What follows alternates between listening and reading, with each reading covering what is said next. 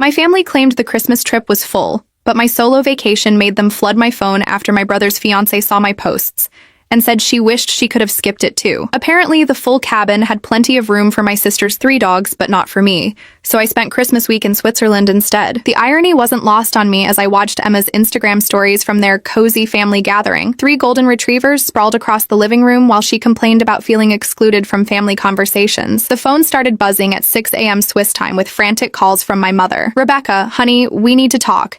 Emma showed us your posts, and, well, there seems to be some confusion about the trip arrangements." Her voice carried that particular strain she got when one of her carefully orchestrated family narratives was crumbling. Through my hotel window, I could see the pristine slopes of Zermatt while she stumbled through explanations about space limitations and last-minute changes. What my family didn't know was that I'd been expecting their betrayal for months. As the family accountant, I'd helped arrange the finances for their precious cabin rental in Colorado, the same cabin I'd supposedly been uninvited from due to space constraints.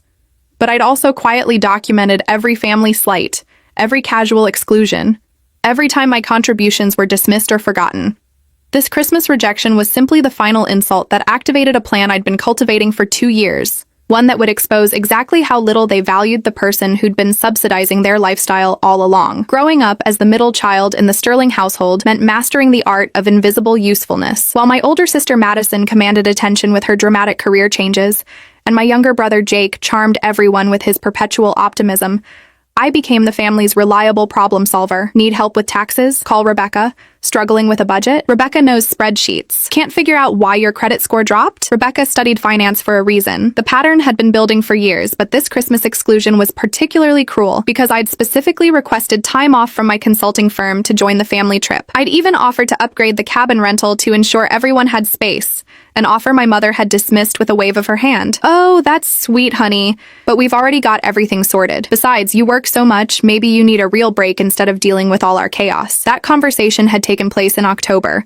back when I still believed my value to the family extended beyond my wallet. By November, I'd discovered the truth through Madison's careless social media posts showing floor plans and room assignments for a cabin that could easily accommodate 12 people. The same week, my mother had called asking if I could help out with Jake's engagement ring purchase. Apparently, his sales job wasn't covering the cost of the 2-carat diamond Emma had her heart set on. The real breaking point came 2 weeks before Christmas when Madison casually mentioned during a family dinner that they'd need to bring all 3 of her golden retrievers because her regular pet sitter had canceled. "It's fine, though," she'd laughed. "They can sleep in the extra bedrooms. Dogs are way less complicated than people anyway." She'd said this while looking directly at me, as if daring me to point out the obvious insult. That night, I'd gone home to my downtown Denver apartment and opened the file I'd been quietly building. A comprehensive record of every family expense I'd covered, every loan that had never been repaid, every time my financial expertise had been exploited. The numbers were staggering, even to me. Over 3 years, I'd contributed over $37,000 to various Sterling family ventures, from Jake's previous engagement, which ended when his ex kept the ring, to Madison's multiple career investments, to my parents' kitchen renovation that had mysteriously doubled in cost. But money was just the beginning. I'd also documented the emotional manipulation, the casual dismissals, the way my accomplishments were minimized, while my siblings' failures were celebrated as learning experiences. Every family gathering where I'd been volunteered for cleanup duty while others relaxed. Every holiday where my practical gifts were forgotten while Madison's expensive trinkets were treasured. Every conversation where my input was ignored until someone else suggested the exact same solution. The Switzerland plan had crystallized during a particularly patronizing call from my father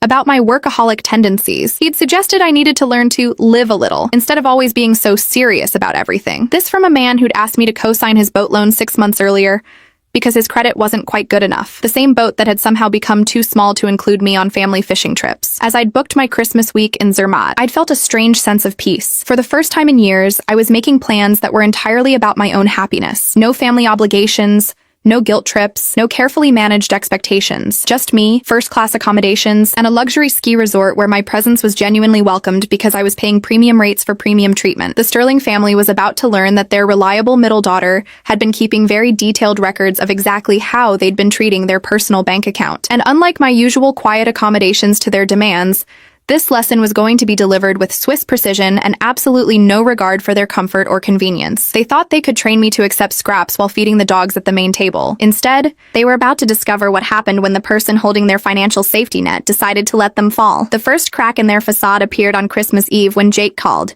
his voice tight with barely controlled panic. Rebecca, hey, so, funny story. The credit card company called about some unusual activity, and apparently there's an issue with the cabin payment. They're saying the backup card on file was declined. His attempt at casual confusion didn't mask the underlying desperation. I was currently enjoying champagne and caviar at the Matterhorn Lodge, while he scrambled to figure out why their holiday was suddenly in financial jeopardy. What Jake didn't know was that I'd quietly removed myself as the backup payment method on all family bookings 3 weeks earlier. The cabin rental, the catered Christmas dinner, even the ski equipment reservations. Everything had been secured with the understanding that Rebecca Sterling's platinum card would cover any shortfalls. Now they were discovering that Madison's maxed out credit and Jake's modest sales income weren't quite sufficient for their champagne lifestyle. Oh, that's strange, I replied, taking another sip of Dom Perignon while watching snow fall over the Swiss Alps. Maybe you should call the rental company directly. I'm sure it's just a misunderstanding.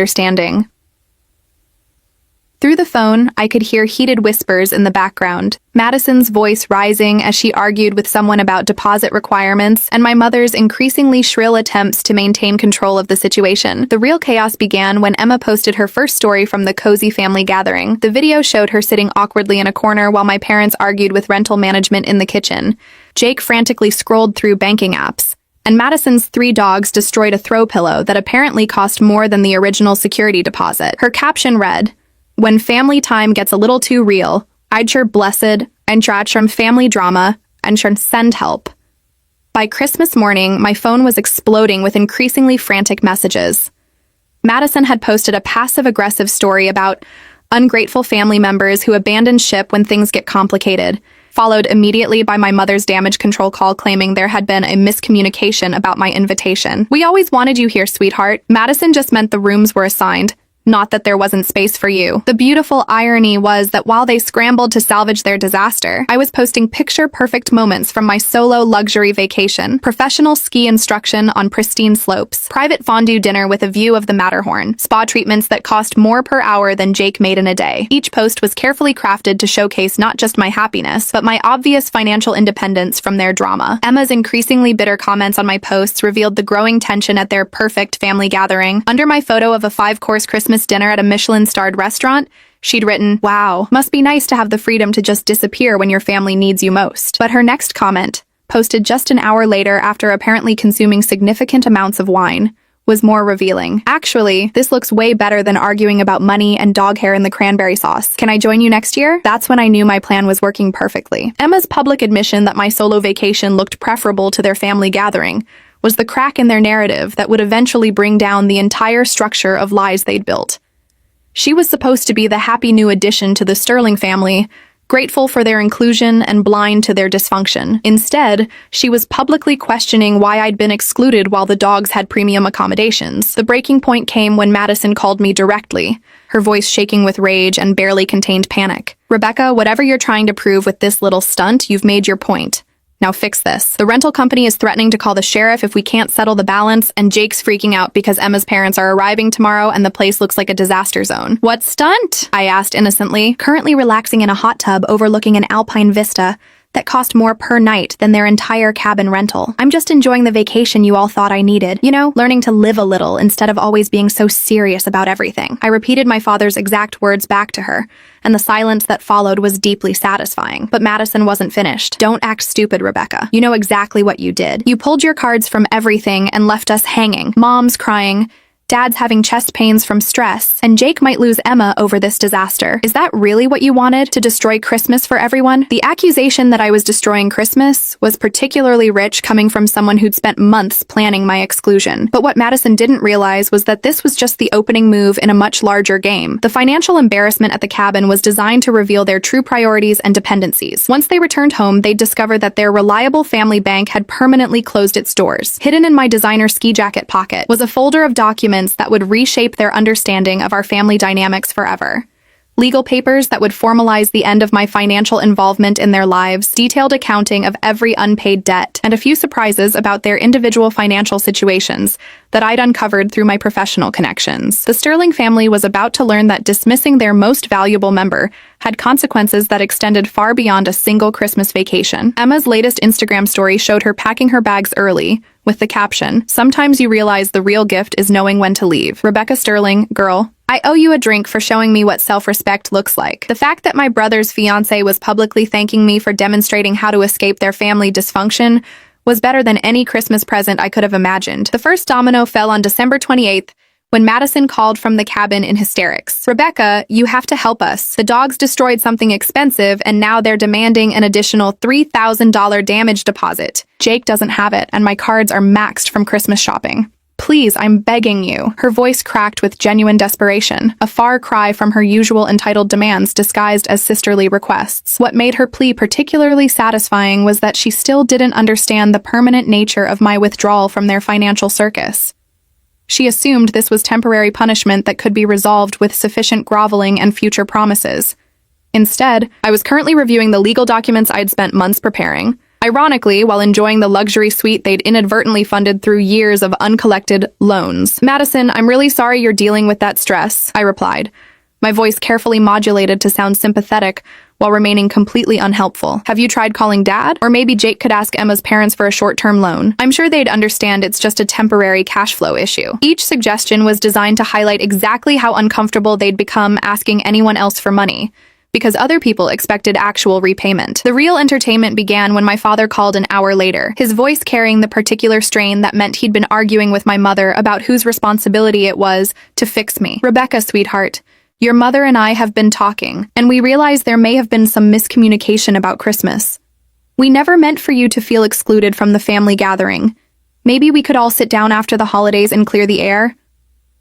His attempt at diplomatic resolution might have worked on the old Rebecca, the one who'd spent years absorbing their casual cruelties and returning favors with financial assistance. But this Rebecca had spent her Christmas week being treated like the valued client I'd always been everywhere except home. "That sounds wonderful, Dad. I'd love to clear the air about a lot of things, actually. I've been doing some organizing over the holidays and found some interesting paperwork I think we should all review together." The silence that followed told me he'd caught the subtle threat in my tone. My father was smart enough to recognize that his accountant daughter had access to information that could make family conversations very uncomfortable. What he didn't yet realize was how comprehensively I'd documented their pattern of financial exploitation and emotional manipulation. Emma's social media posts from the final days of their trip painted an increasingly clear picture of Sterling family dynamics. Her Instagram story showed Jake stress eating while scrolling through loan applications, Madison arguing with her mother about fairness and family obligations, and my parents whispering intensely about solutions and damage control. The caption read, "When you realize you've been watching a slow-motion train wreck and calling it family bonding time, some people really know how to make their own beds." But Emma's most revealing post came on their last night at the cabin. A photo of her engagement ring sitting on the bathroom counter with the caption, "Funny how a piece of jewelry can represent so many different things. Love, commitment, financial stability, family acceptance, or just really expensive guilt." Starting to wonder which one I actually got. The implication that she was questioning her engagement to Jake because of his family's dysfunction was the kind of nuclear chaos I'd hoped to achieve. The new year brought the real fireworks when I received a group text from my mother, attempting to organize a family meeting to resolve our recent misunderstandings and plan for a better 2024. The message was sent to me, Madison, Jake, and notably included Emma, clearly trying to leverage peer pressure and witnesses to force my compliance with whatever narrative they'd constructed to explain away my absence and their financial crisis. My response was brief but devastating. "I'd be happy to meet with everyone. I've prepared a comprehensive presentation about family finances and relationship patterns that should clear up any confusion. I can reserve a conference room at my office for January 6th at 2 p.m. Professional environment might be best for this type of discussion." The subtle threat of treating our family dysfunction as a business problem to be solved with documentation and evidence clearly rattled them. Jake tried calling immediately after receiving my text.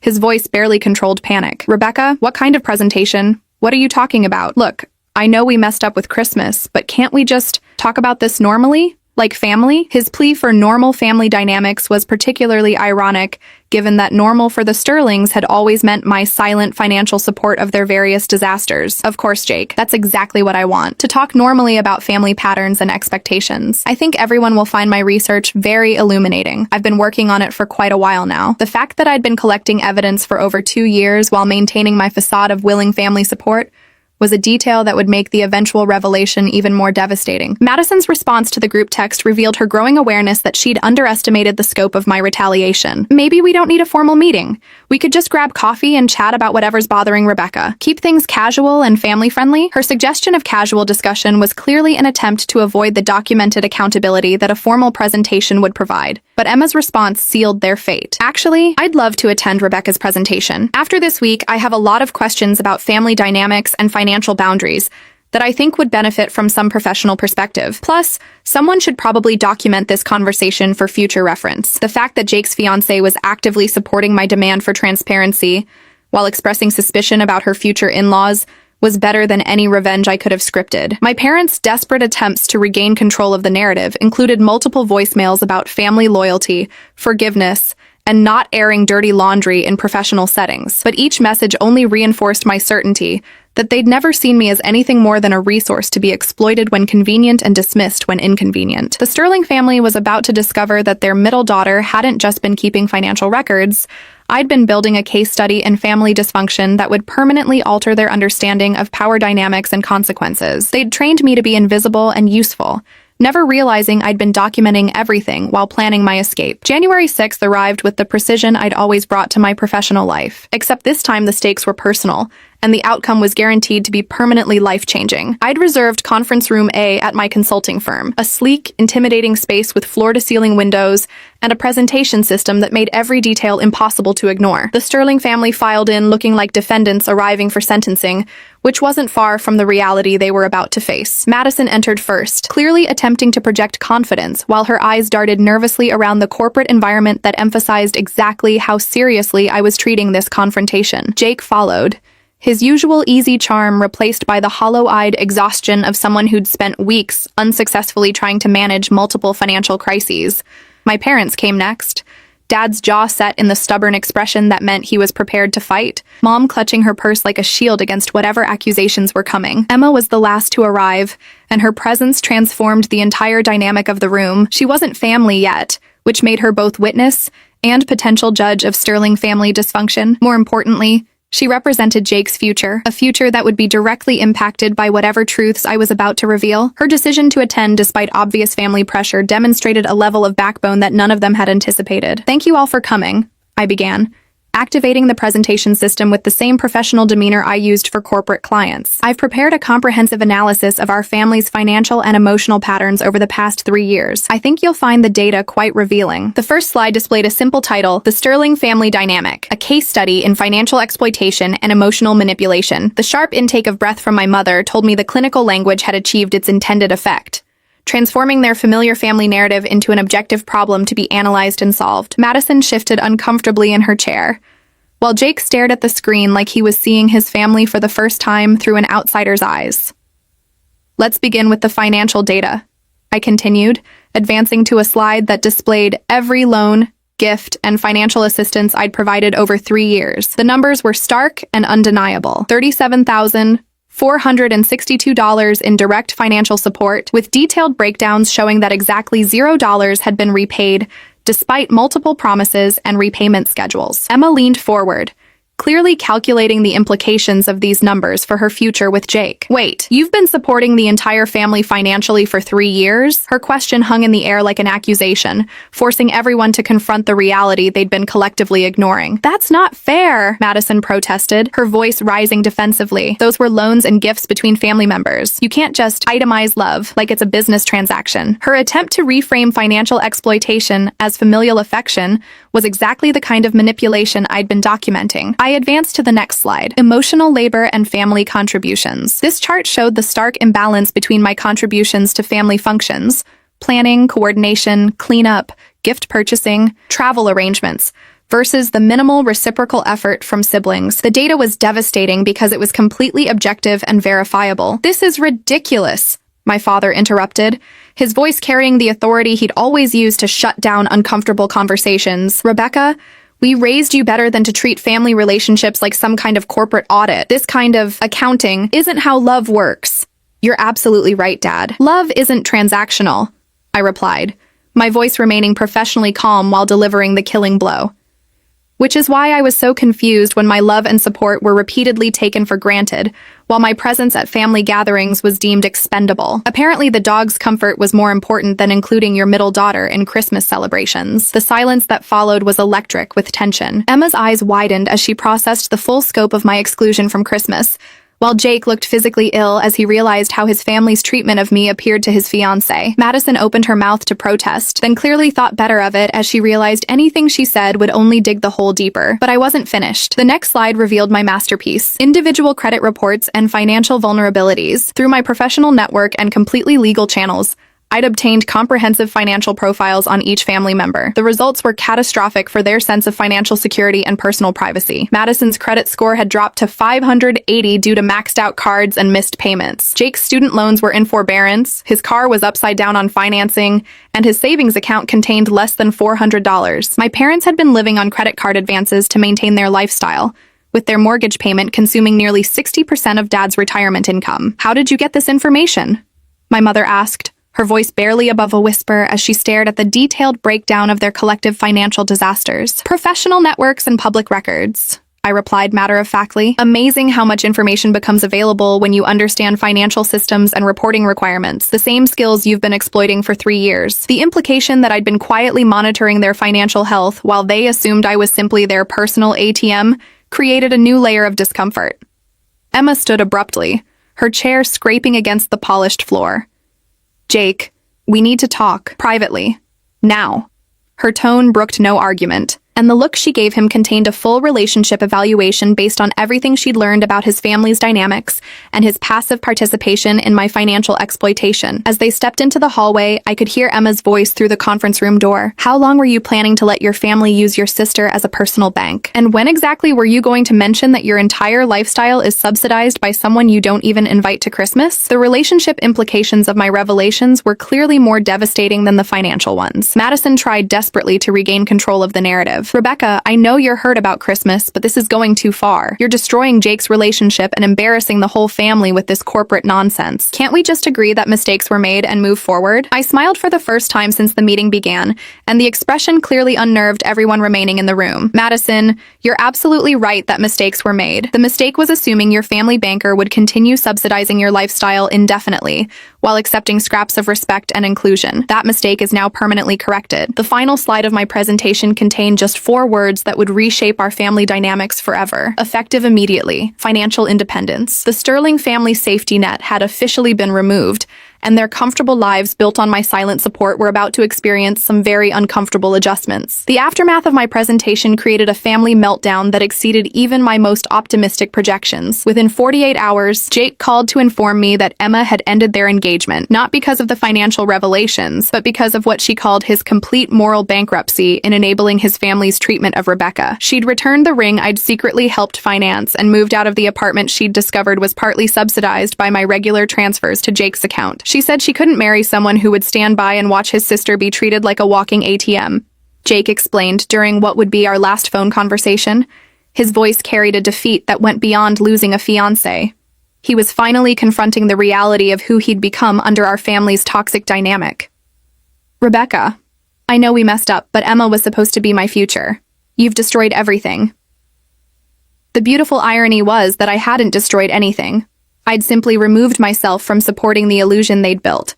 Emma had made her own choice based on complete information about Sterling family values and priorities. The fact that transparency had ended Jake's engagement only proved how fundamentally rotten the foundation of their relationship had been. Madison's reaction was far more dramatic and infinitely more satisfying. Unable to make her minimum credit card payments without my monthly loans, she'd been forced to move out of her trendy downtown apartment and back into our parents' basement. The same woman who deemed me unworthy of Christmas cabin space was now sleeping in a childhood bedroom, while her 3 golden retrievers destroyed what remained of Mom's carefully curated home decor. "I hope you're happy," she sobbed during her desperate 2 a.m. phone call 3 weeks after my presentation. "I've lost my apartment, my credit is ruined, and I had to surrender 2 of the dogs to rescue because I can't afford their care, all because you decided to throw a tantrum about Christmas." Her complete inability to connect her current disasters to years of financial irresponsibility was exactly the kind of willful blindness I'd been documenting. The most devastating blow came when my parents discovered the true scope of their financial dependency on my support. Without my regular transfers disguised as helping with unexpected expenses,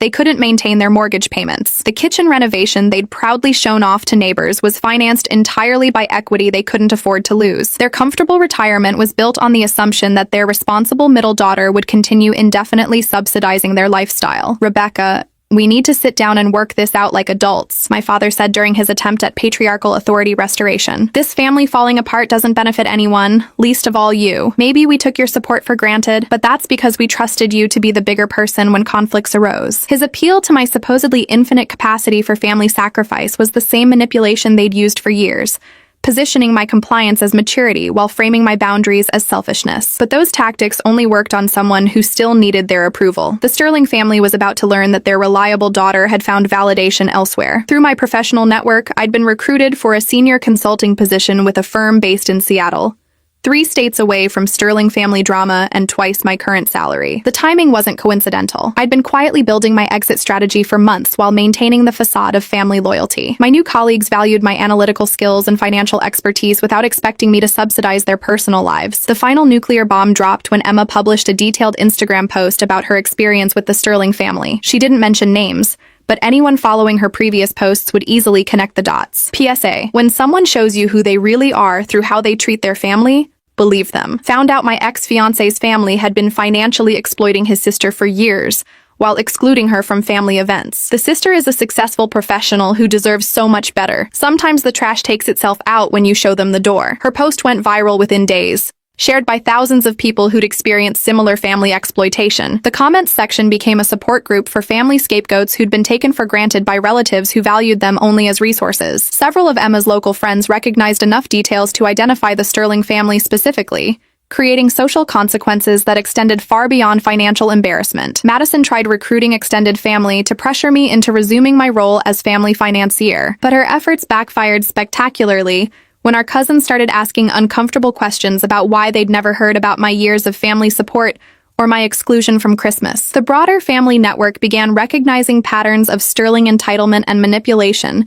that had been hidden under carefully managed appearances. My mother's final attempt at emotional manipulation came through a handwritten letter delivered to my office. Rebecca, I know you're angry, but this punishment has gone too far. Your father's health is suffering from the stress. Madison is severely depressed, and Jake is talking about leaving Colorado entirely. Is your hurt pride really worth destroying the family that raised and loved you? The letter perfectly encapsulated everything wrong with Sterling family dynamics. My legitimate grievances reduced to hurt pride, their financial and emotional consequences framed as my responsibility to fix, and the assumption that I should sacrifice my well-being to maintain their comfort. It also confirmed that my extraction from their lives was having exactly the impact I'd calculated it would. I drafted a brief response that would end our relationship permanently. Mom, the family that raised and loved me wouldn't have needed 3 years of financial documentation to understand why excluding me from Christmas while prioritizing dog's comfort was wrong. The consequences you're experiencing are the natural result of your choices and priorities. I hope they help you understand what you actually lost. The Sterling family had trained me to be invisible,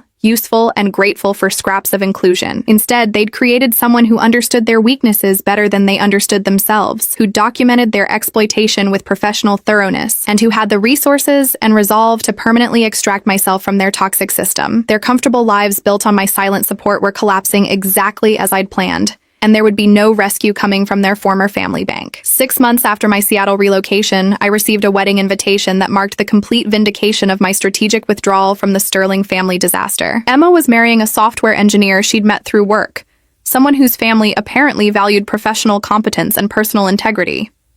The ceremony would be held at a vineyard I'd actually recommended during her engagement to Jake, back when I was still trying to maintain family peace.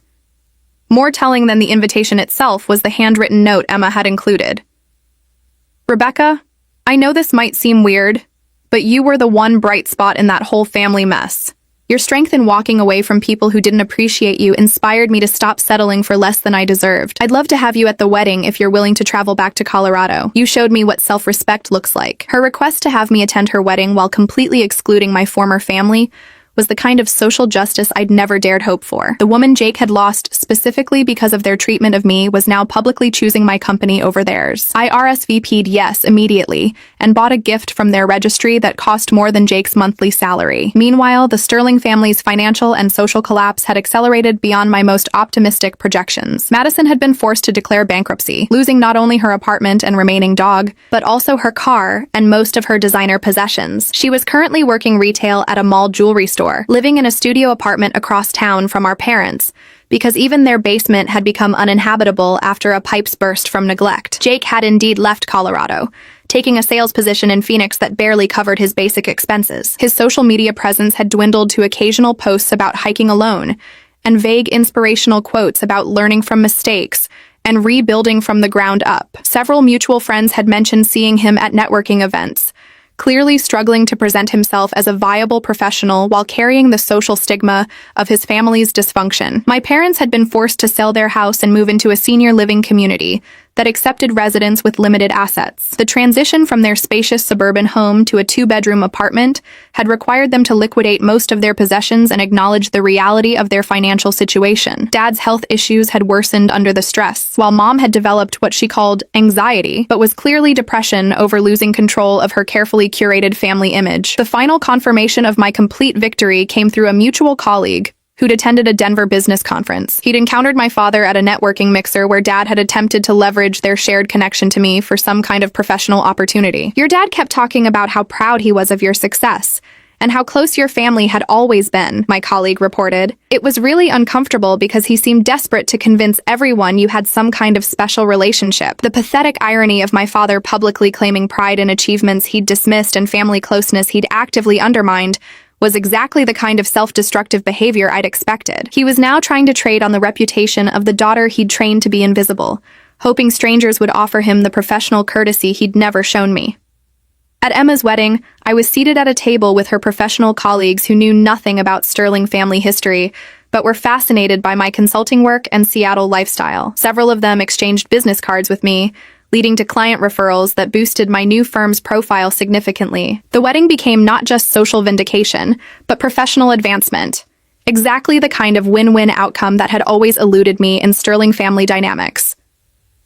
During the reception, Emma pulled me aside for a private conversation that felt like the final seal on my successful revenge. Rebecca, I need you to know that leaving Jake was the best decision I ever made, and you're the one who showed me it was possible. Watching how your family treated you versus how they treated those dogs was such a wake-up call about what kind of people they really were. She continued, Jake kept insisting it wasn't that bad, that families just had complicated dynamics, that you were overreacting to being excluded from one holiday. But I realized that anyone who could watch their sister be treated like that and do nothing wasn't someone I could trust to protect me or our future children. You saved me from making a terrible mistake. The wedding photographer captured me laughing genuinely, surrounded by new professional connections, celebrating the happiness of someone who'd chosen integrity over convenience, wearing a designer dress I'd bought with my substantial salary increase. The woman in those photos bore no resemblance to the family doormat who'd spent years absorbing Sterling dysfunction and returning it with financial support. My phone remained blissfully silent throughout the celebration. No desperate calls about family emergencies, no guilt trips about missing holidays, no requests for financial assistance disguised as temporary loans. The Sterling family had finally learned to solve their own problems, though their solutions involved bankruptcy, therapy, and social exile, rather than personal growth and genuine remorse. As I flew back to Seattle the next morning, scrolling through Emma's wedding photos on social media, I noticed that several of our mutual connections had commented on how happy and successful I looked. The contrast with my old family photos was striking. In Sterling family pictures, I'd always been the responsible backdrop for other people's celebrations, useful but unremarkable. In Emma's wedding photos, I was clearly thriving as the center of my own story. The Sterling family had taught me that blood relationships meant accepting whatever treatment relatives chose to dish out, that family loyalty required endless financial sacrifice, and that questioning toxic dynamics made me the problem rather than pointing toward the solution. Instead, they'd trained me to recognize manipulation, document exploitation, and execute strategic withdrawal with devastating effectiveness. They'd wanted a family bank with no withdrawal limits and no accountability requirements. They got exactly what they deserved when their most valuable asset liquidated itself and invested elsewhere. The dogs they'd prioritized over my Christmas inclusion were probably enjoying better living situations than any of them could currently afford. Sometimes the best revenge is simply letting people experience the natural consequences of their choices while you build something better somewhere else.